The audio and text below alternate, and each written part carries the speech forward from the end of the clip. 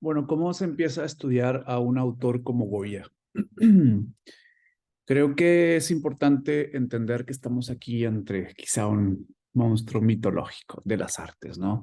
Es decir, alguien que genera una nueva forma de ver el arte, alguien que rompe los paradigmas establecidos con una potencia inconmensurable.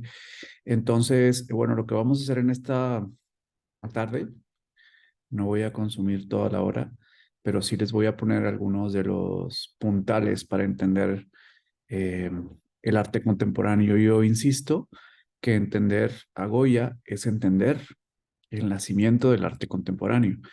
Y no, esto no es una realización estética, es decir, no es meramente formal, no es meramente de formas o de estrategias creativas. Esto es entender una concepción del mundo que se volvió muy problemática, pero indispensable.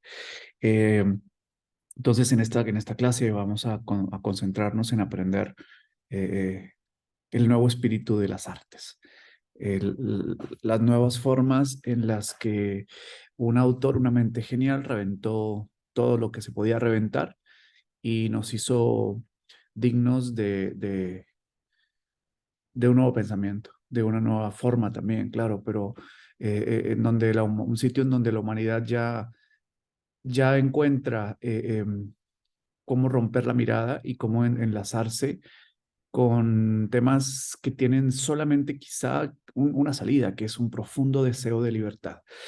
Entonces, bueno, vamos a hablar de Goya. No nos queda otro remedio en el sentido de cómo hemos llevado esta clase y llegamos a un embudo, pero es un embudo muy significativo.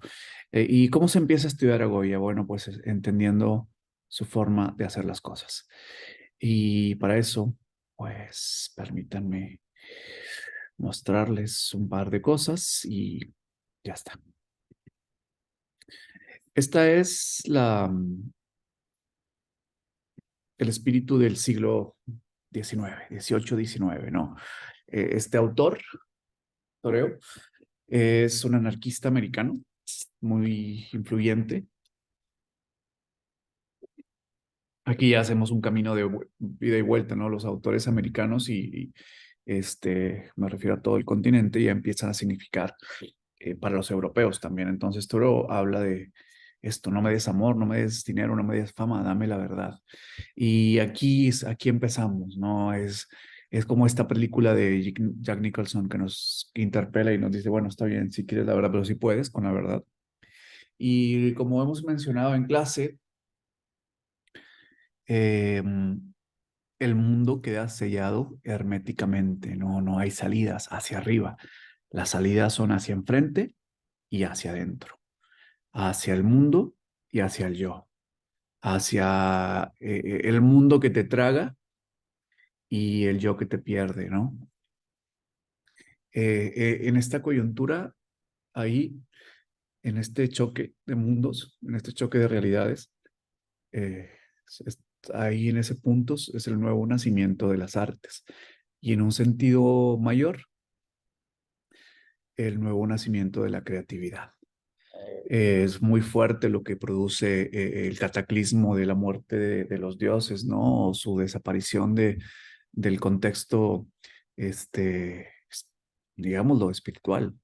Los dioses se repliegan, se pliega la ciencia, se pliega el conocimiento, se pliega la ley, se pliega la antropología, se despliegan un montón de ideas que van arrinconando lo místico y aparece un territorio inexplorado que es la realidad desnuda, que solamente la ciencia se atreve a intentar explicarla, pero hay algo que está dentro de nosotros que quizás es inexplicable, que son las teorías del yo, y entonces se vuelve muy complejo, pero también imagínense la beta que se descubre para los artistas.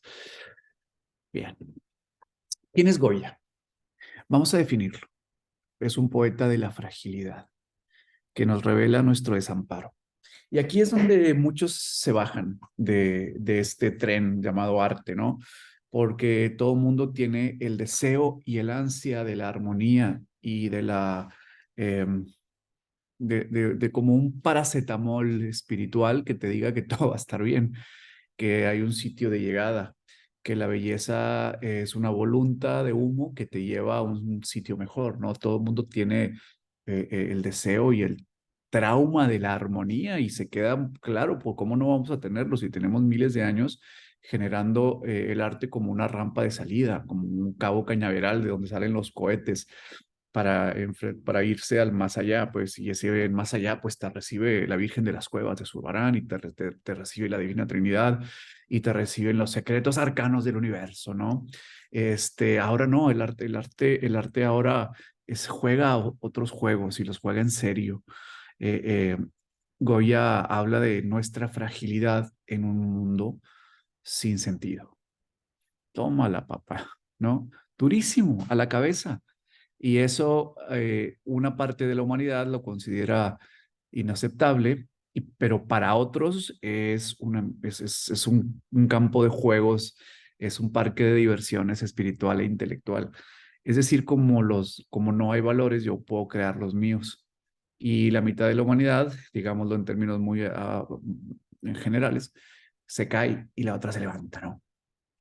¿Qué más hace Goya? Bueno, algo indispensable.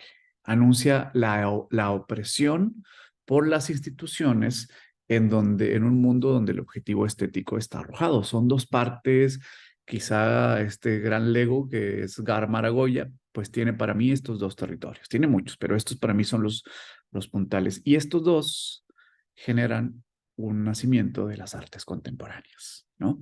Y bueno, entonces, vamos a recordar por qué estamos estudiando arte, porque, bueno, todavía el arte se inserta en una definición de cultura, ¿no? La cultura como un campo de fuerza que nos ayuda a mantener que la vida sea digna de ser vivida, ¿no? Que la cultura como un sistema de valores, un sistema de creencias, un sistema operativo que nos ayuda a preservarnos de lo terrible. Eso lo vimos hace algunas clases. También, la cultura está ahí para asegurar nuestra propia existencia. Como vimos en otras sesiones, hay culturas, como decía Nietzsche, artísticas, como la griega, en donde los dioses generaban este bálsamo, este campo de fuerza, que preservaba la existencia, que nos combatía el horror, sea simbólicamente, pero el horror se combate de alguna manera. Y el Occidente, bueno, eso lo transforma en teología y después se transforma en técnica o en ciencia. ¿Ok? Y bueno, son blindajes, la cultura como una forma de blindaje, como una forma de protegernos de lo disolvente. Y esto se hace visible a través de las artes, también se hace visible a través de las instituciones, ¿ok? Entonces, bueno, pues para hacer cultura hay que ser fuerte. No es simplemente una glorificación del folclore, tampoco es una revisión de las costumbres, es una forma de combatir. Entonces las culturas dejan de ser pertinentes cuando su forma de combate es inferior a la forma del horror. Entonces, bueno, esto es lo que Goya va a hacer patente en su obra. Por eso lo necesitamos. Bien, este es Goya. Esta es la primera imagen que les quería mostrar ya formalmente de Goya. Y aquí es un Goya muy viejo, enfermo y decadente. ¿Por qué los presento así? Porque aún en su decadencia lanza una cantidad, un chorro de fuerza, una potencia inconmensurable, ¿no? Está con su doctor, me parece que el doctor se ha apellidado Arrieta y es el que lo sostiene. Se cree, se dice que en la parte de atrás hay sacerdotes y luego hay un chorro de oscuridad que lo cubre todo, ¿no? Qué fuerte que lo sostenga la ciencia y no la religión en esta España súper dura con la religión también. Entonces, esta es también su forma de presentarse y de sostenerse, ¿no? ¿Quién me sostiene en estos momentos? Pues hace un desdén tremendo al campo de la fe. Y en estos tres planos que tenemos aquí, en este plano uno, con Goya como resistencia, este plano dos, el doctor con las manos y las manos y el brazo un poco desproporcionado, también la cabeza respecto al cuerpo y al tamaño del cuadro, y atrás este sitio como de sacerdotes asustados y grises. Entonces, bueno, este es su primer lanzamiento, ¿no? Hay un mundo que cae y otro que se levanta, y en este mundo, este, tengo que resistir. Y eso es lo que nos conviene saber de de la obra de Goya. Si no sabemos nada más, nos conviene saber que es una resistencia. Muy bien. Goya se dedicaba a lo que se dedicaba a Velázquez, a pintar a los reyes y a los poderosos de la tierra. Este es el rey de España, Carlos III, me parece, con su familia. Y Goya acá está atrás, como estaba Velázquez. Y bueno, aquí hace una gala de luz, la proporción, la forma y el dibujo. Y este es el Goya que parecería ser un fascista, ¿no? Pero es nada más en apariencia. Después vamos a ver cómo se convierte en el padre de las libertades en el arte. Porque bueno, está del lado de los reyes y del poder, pero luego hay una transformación muy fuerte en su vida. En la época de Goya se privilegiaba todavía a toda la tradición pictórica española, ¿no? Todavía la gente privilegia estos tipos de obra en España, de donde él es, esta obra, este arte que le hace un honor a la metafísica y que le hace honor a la belleza. Eso es precisamente lo que va a romper nuestro personaje invitado a la clase de hoy. Eh, También entra ya al juego internacional de las artes, pues todos estos nuevos valores de la pintura y del mundo, ¿no? Que esto es una pintura muy tirando lo neoclásico, con conocimiento, poder, saber, y sobre todo con dioses que no están presentes, sino el humano, el ser humano poderoso es el nuevo sol. No, vean nada más ese rostro ahí, súper bien puesto de Napoleón García. Excelente. Bueno, lo primero que hace Goya y lo primero que se nos coloca en la mente es cómo Goya destierra la belleza. Esa es su gran fuerza, ¿no? Al momento de pintar, la belleza era el gran basamento de las artes, el gran fundamento. La belleza era casi lo que no se podía superar. Bueno, Goya lo supera. Y esto lo convierte en un genio, el que rompe las barreras, el que genera una nueva concepción, el que le da otras avenidas al arte y al romper la belleza, al desterrarla, eh, se da cuenta que la humanidad no necesita quizá más metafísica, sino esta denuncia tremenda que es el verdadero sentido de la libertad, este saber que nos ocurre. Y aquí esta es una ilustración que hace Goya sobre la guerra franco-española, ¿no? En donde él ve de primera mano mmm, toda la barbarie de la que somos capaces, ilustrados y religiosos, ambos, porque tanto hace una crítica a los abusos del ejército francés contra el pueblo español. Si se hubiera quedado ahí, lo dejamos en el lado de los nacionalistas, pero luego también hace una crítica, igual que esta, de cómo el pueblo español hace barbarie contra los invasores, y es una guerra, y se entiende, pero entonces no está de un lado ni del otro, no está tan del lado de la ilustración ni del lado de su patria, está del lado de la humanidad, haciendo visible el nivel de barbarie del que somos capaces. Entonces nos pone frente a nuestra propia realidad y la mirada bien calibrada se desarma y entonces entre todos tendríamos que pedirle a la barbarie que pare. Por eso el arte ya no cree en dioses, porque los humanos somos más terribles que los dioses. Bueno, ¿cuáles son los principios estéticos de Goya? Esto es así fundamental que lo entendamos. Por eso la dejo un ratito para que le tomen un pantallazo y la estudien.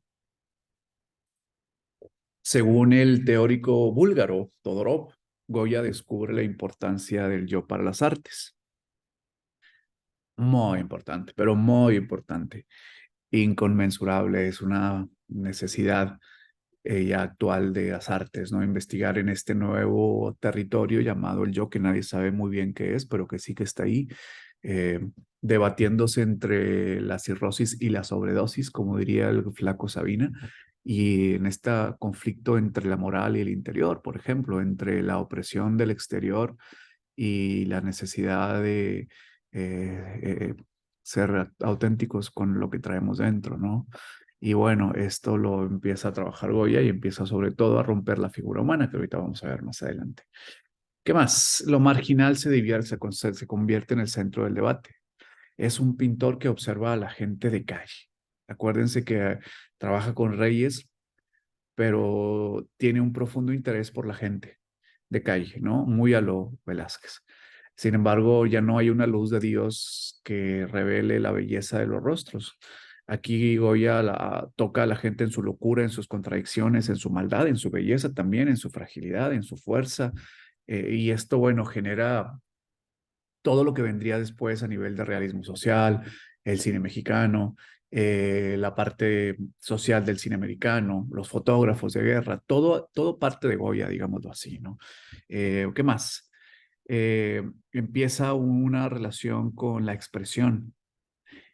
Ya pinta desde adentro, no pinta cómo se ven las cosas, pinta desde su locura, desde sus deseos, y entonces la realidad se disloca y el mundo se convierte en pura libertad en movimiento desde los ojos del artista. ¿Qué más? Empieza a hacer un movimiento muy cabrón, que es que la imaginación empieza a tomar su lugar en el mundo. Así como se los digo, suena facilísimo, suena como tocar para Elisa.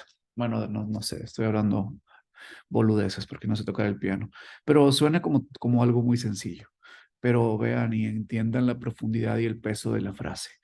Empieza a colocar la imagen donde la imaginación toma su lugar en el mundo. Esto es tremendo porque vendrían siglos muy duros con el individuo, venía una nueva desindividualización, vendrían a quitarnos lo que somos de individuo, los ismos, ¿no? Los socialismos, el consumismo, el fascismo, Franco, Videla, los dictadores, los partidos políticos, los sistemas educativos. Entonces, imponer la imaginación ante lo sistemático está muy avanzado para su tiempo. Bueno, Goya tiene estos referentes en donde se buscan y se plantean las pasiones y los dolores de la humanidad, ¿no? Estos son Murillo, Zurbarán y Boscos. Están ahí ya jugando, él tiene acceso a las colecciones reales, las estudia y las reinventa. Y ahí también es una parte de genialidad. Y empieza a pintar este tipo de cosas. Goya tiene una enfermedad que le da en Cádiz, los que hemos estado en el carnaval de Cádiz, bueno, pues imagínate, se viven cosas muy poderosas, imagínense hace 150, 200 años, era muy tremendo lo que ocurría en esos carnavales en Cádiz.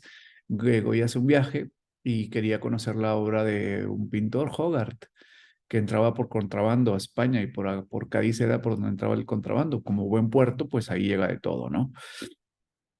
Y en Cádiz sufre una extraña enfermedad en el oído que lo tumba y lo deja sordo y empieza ahí a padecer cosas muy fuertes, pero se cree que tiene momentos de locura muy intensos.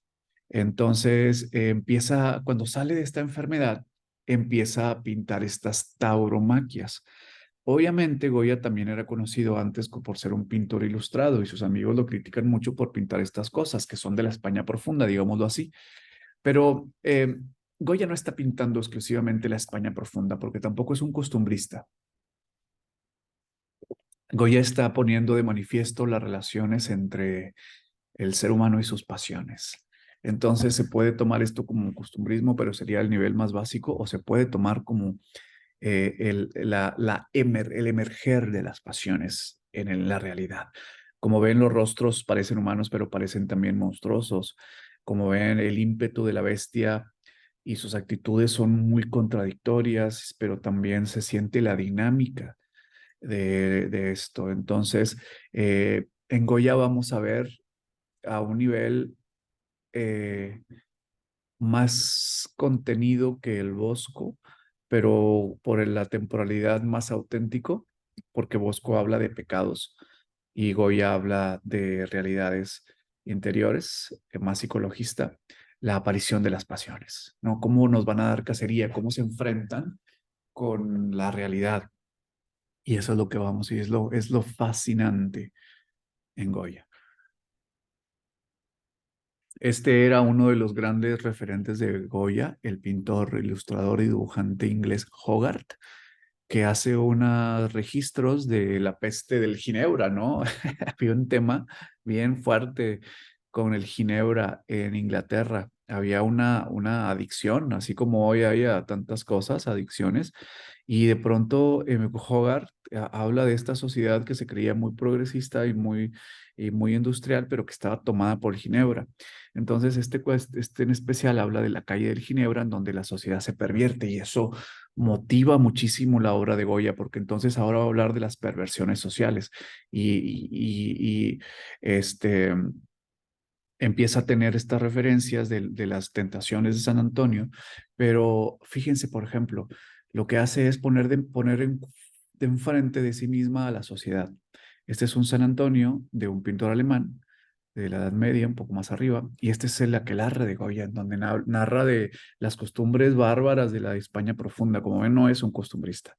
Eh, el costumbrismo es aquel que se dedica a hacer un registro casi casi ensoñador de las costumbres rurales, ¿no?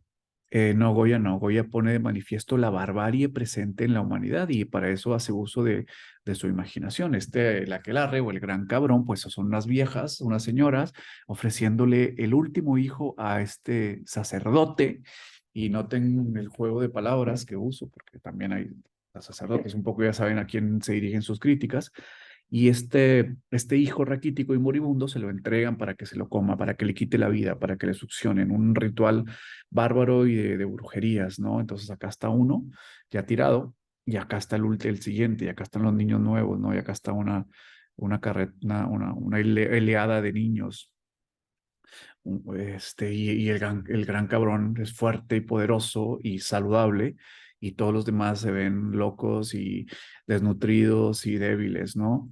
Entonces, pero este es el poder del humano, mientras estos son pecados o seres metafísicos, y el gran cabrón es todo aquello que tiene una cuota de poder que roba la vida de la población. Entonces, ustedes pónganle el nombre que quieran. ¿Quién es el gran cabrón?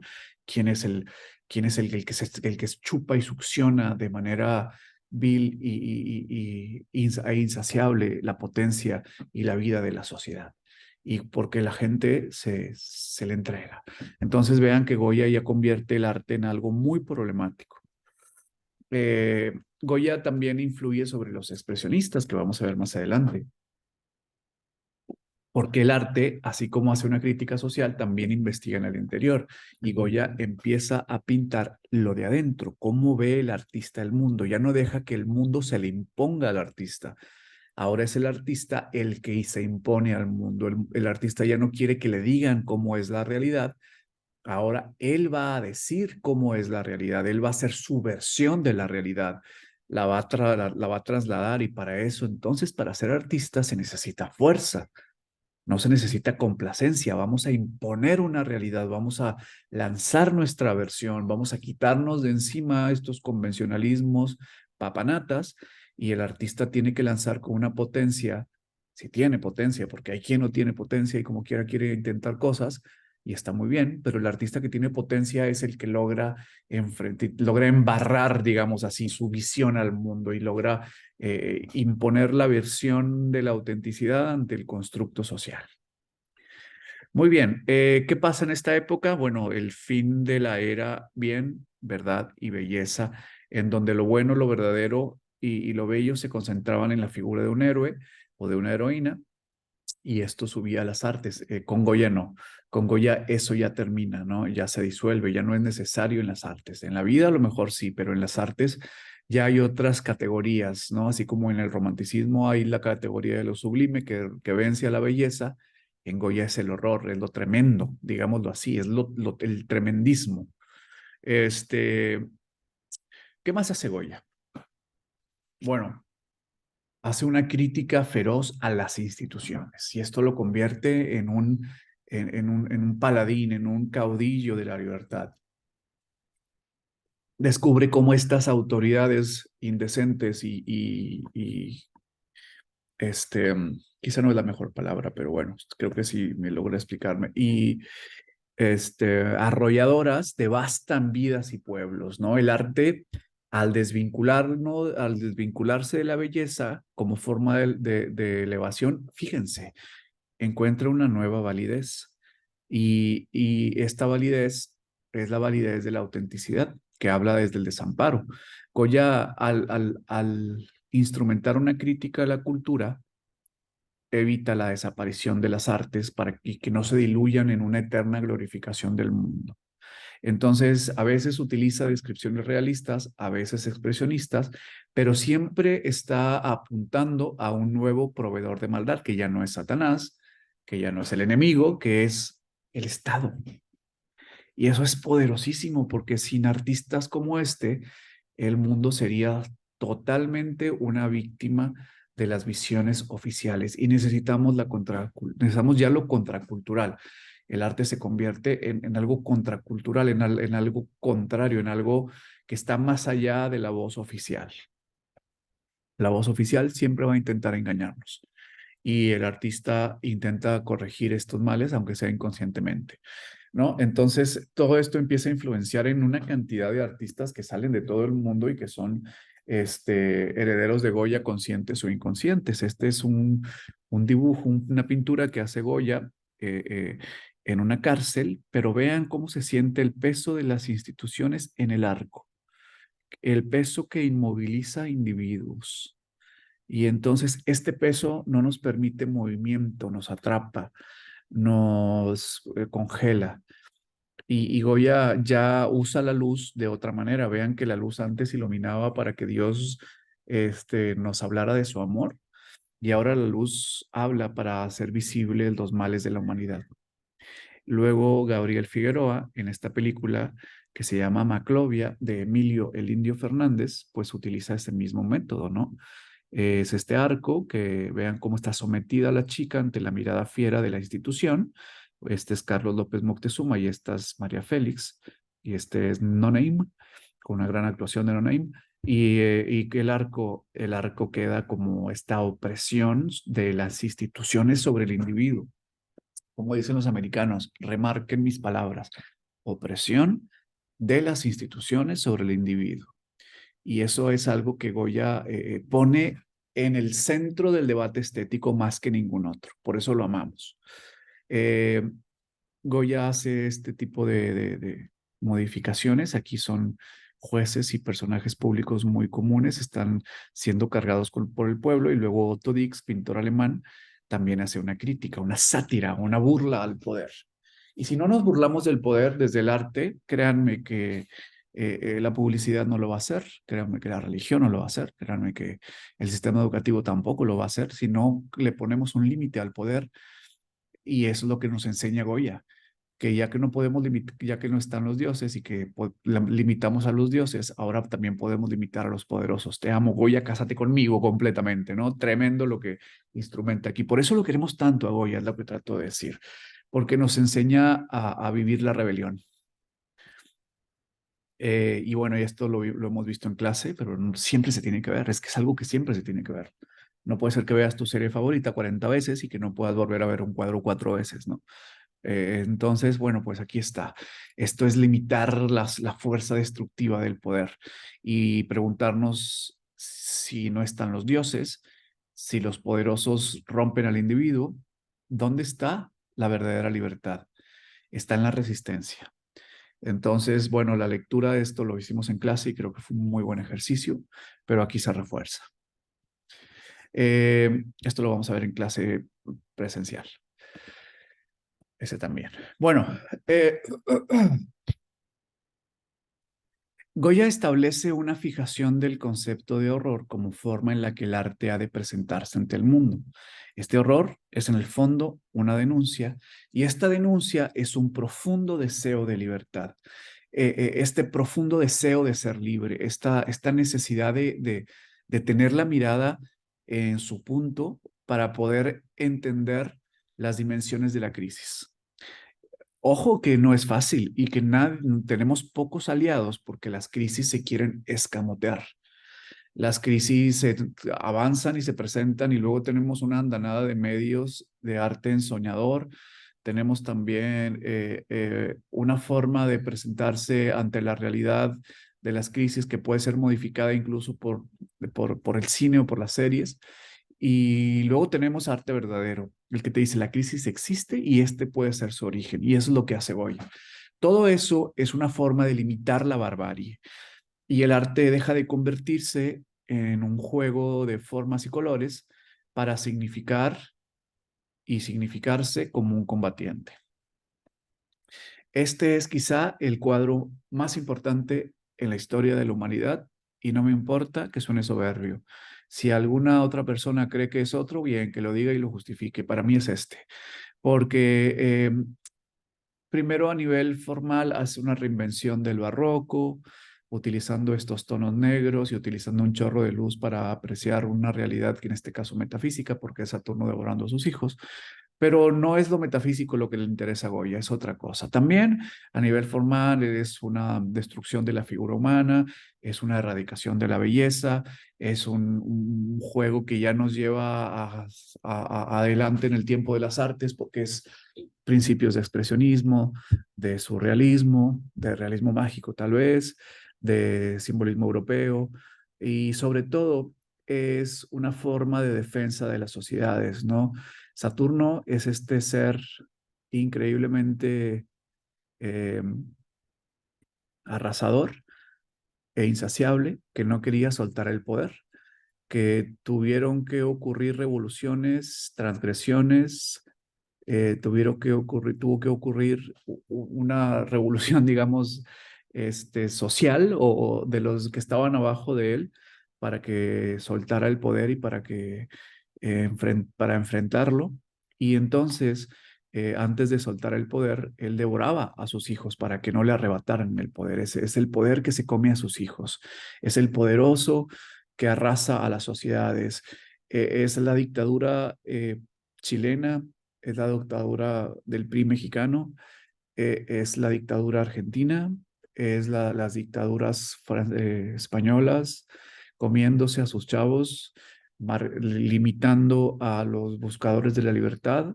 Es el narco mexicano comiéndose a las juventudes de los países, envenenándolas. Es el ejército de los Estados Unidos enviando a la guerra a los chicos en Vietnam o en Bagdad.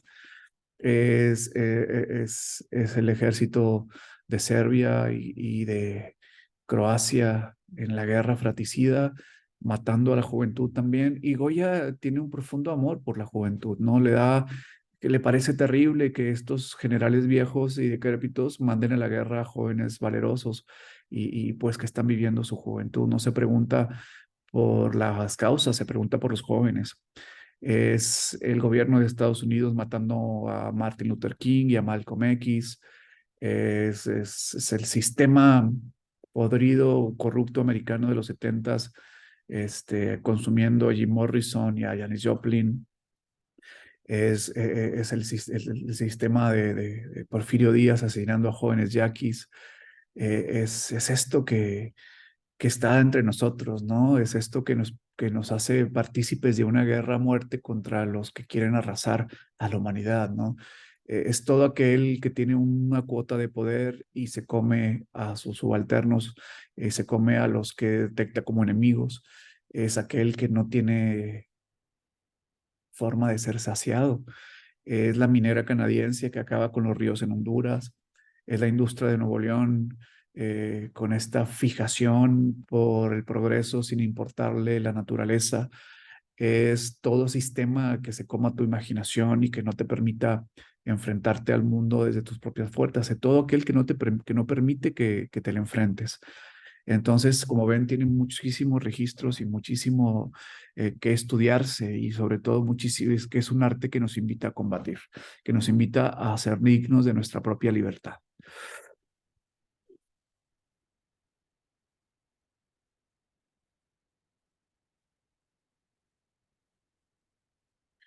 Muy bien. Todo esto después derrama en muchísimos artistas valientes. Este es Buñuel replicando los fusilamientos del 3 de mayo en una de sus películas, en donde ya se habla de este desamparo.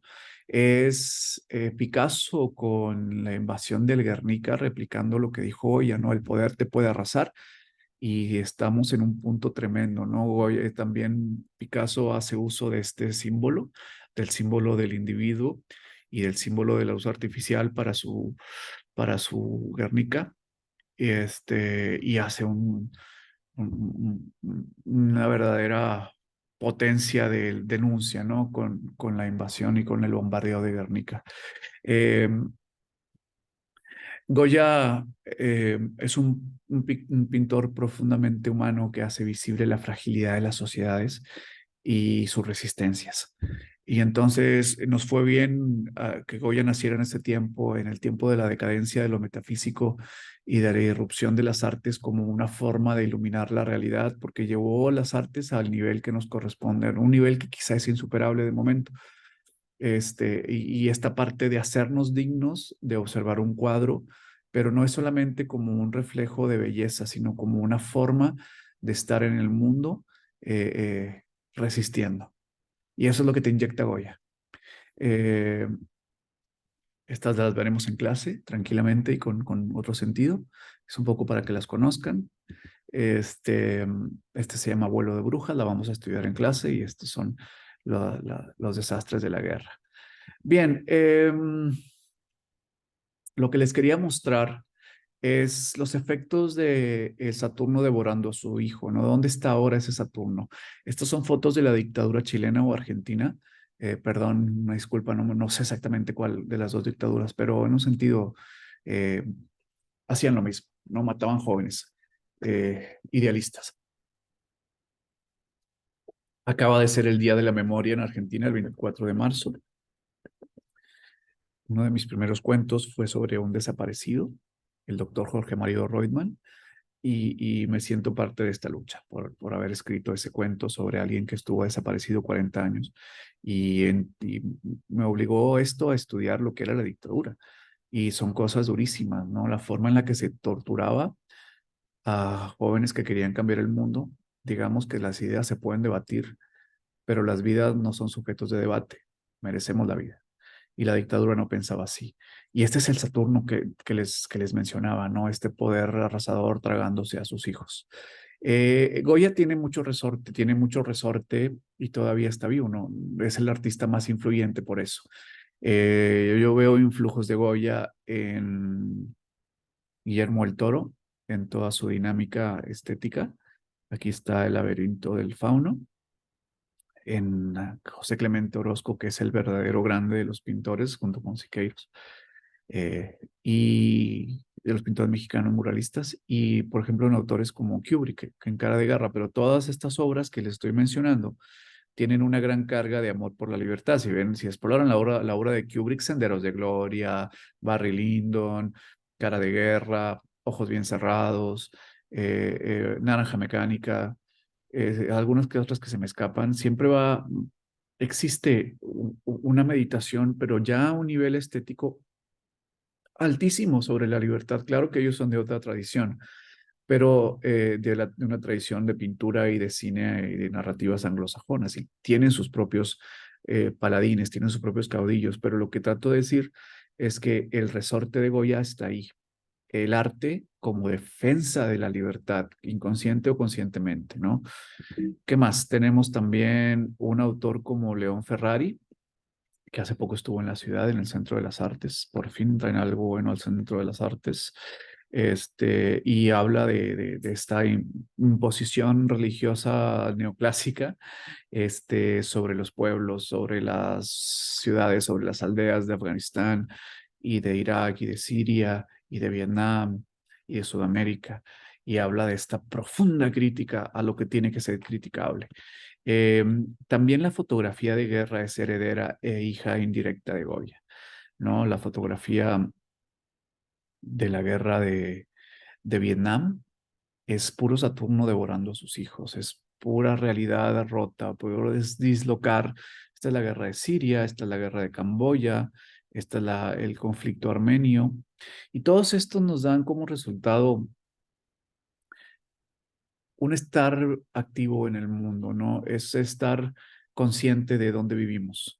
Y ya no es una fuga, ya no es una ensoñación, ya es una forma de ver el mundo que no nos permite eludirnos o no nos permitiría para eludirnos, para fugarnos, para escaparnos, tenemos todo lo demás.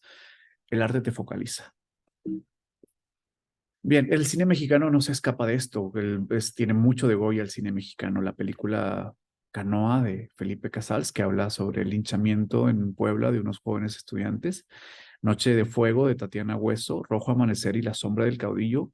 Un día que tengan valor, véanlas y háganse cargo de su propia mirada. Y ya verán cómo esto está por todos lados.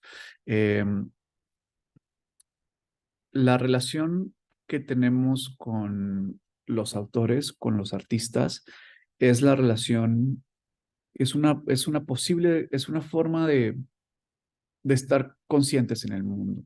Luego esto nos puede generar una nueva relación con la realidad. Entonces quise mostrarles este video precisamente porque, bueno, mañana puedo asistir a clase, pero con esto tendrán bases suficientes para luego explorar una figura tan poderosa como Goya, conmigo ya presencial en el salón, y podremos darle cabida en nuestra mirada, o tal vez no le damos cabida, pero mi responsabilidad es que lo conozcan. Los que realmente sientan una necesidad de ser conscientes, creo que van a apreciar a Goya en su potencia, en saber quién es y qué hizo por la mirada, ¿no? Cómo nos dio un despertar de la mirada. Pero bueno, las cosas que les he comentado en clase son una introducción. Vamos a profundizar en Goya ahora y vamos a ver algunas escenas de película y vamos a debatir y a comentar. Pero es importante saber que existe algo así, que el arte quedó, al quedar sellado, al quedar herméticamente cerrado en la tierra, habla de cosas terrenales. Y para mí es hasta la búsqueda, ¿no? La autenticidad, la libertad, la sensibilidad, la capacidad de combatir, la capacidad de ser consciente, la capacidad de amar nuestra movilidad, ¿no? De amar nuestra creatividad, de defenderla.